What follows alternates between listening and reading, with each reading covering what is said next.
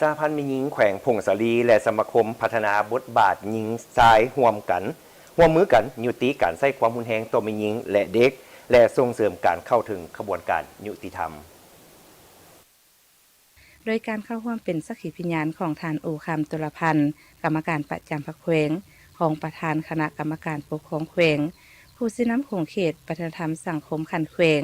มีฐานนางคำพลาสุวงศ์กรรมการพรรคแขวงประธานสหพันธ์แม่หญิงแขวงพงศาลีมีฐานนางมณีวรรณสุยยวงศ์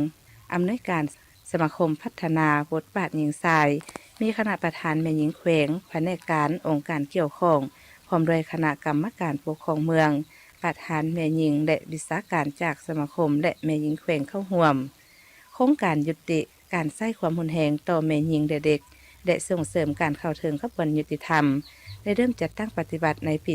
2023 ถึงปี 2025 เพื่อเป็นการประกอบส่วนเข้าในการลบล้างทุกรูปแบบการจำแนกและความรุนแรงต่อแม่หญิงและเด็กเป้าหมายการพัฒนาแบบยืนยงที่ 5 สนธิสัญญา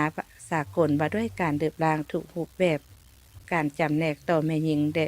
บรรดาแผนพัฒนาแห่งชาติต่างๆเพื่อลดล้างความรุนแรงและส่งเสริมความเสมอภาคหญิงชายสำหรับพื้นที่โครงการดังกล่าวอยู่แขวงพงศาลีแม่นอยู่เมืองยอดอูมี8บ้านคือ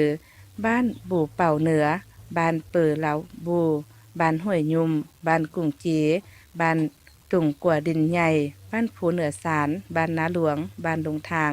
และ4โรงเรียนมสอูเหนือหมอต้นนาหลวงหมอต้นบ้านตังหมอต้นเสี่ยวใจ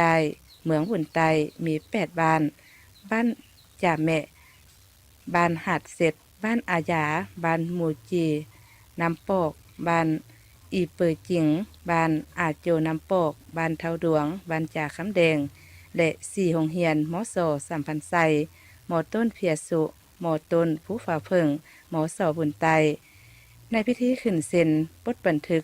โดยแม่นทานนางคำมาลาสุวงศ์กรรมการพรรคแขวงประธานสหพันธ์แม่หญิงแขวงพงศาลีและทานนางมณีวรรณสุญยวงศ์อำนวยการสมาคมพัฒนาบทบาทหญิงชาย